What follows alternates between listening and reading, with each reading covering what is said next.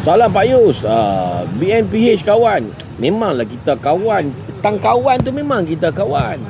Cuma nak kempen untuk PH tu tak beraya, tak boleh nak kempen. Assalamualaikum. Okey, salam. PG. Kawan memang kawan, tapi tak boleh nak cover. Tak boleh. Salah tu ya. Kan? Dah lah kawan, nak cover tak boleh. Datuk Seri, terima kasih Datuk Seri. Semoga dimudahkan usaha, murahkan rezeki. Kita memang kawan. Saya tak nafikan. Betul tak?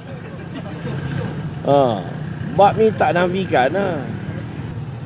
Tang kawan tu memang kita kawan. Kita perpaduan, ya tahu.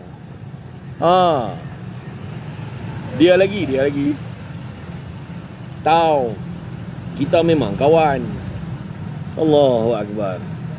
Tang kawan tu sungguh dah tak silap dah, memang kita kawan. Kan? Imah, terima kasih Imah Tan. Tengok geng-geng sembang perpaduan. Mana boleh sembang bila ni? Tak beraya nak bila. Jadi sekarang ni ada apa ada idea? Okey lah. Sebab tu UMNO dekat Johor tak bersama. Track record PH tu mas problem. Yang setuju kau main setuju. Kita kawan-kawan. Tapi kalau kawan main tai. Apa tengok tak? Apa nama? Ro'o. Apa tak Ro'o? Ni. Kan? Abang main tai dek. Nama apa? Cik apa? Nama-nama watak apa? Aduh. Macam baru ayo. Cik Man. Kan? Cik Man main tai.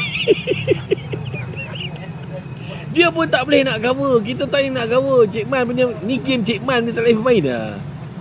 Nanti Cik Man kan, Cik Man jadi Perdana Menteri, Cik Man bagi minyak saya. Cik Man main tai. Dia ni macam Cik Man lah. Dia macam Cik Man. Tak dapat, aku tak boleh nak cover.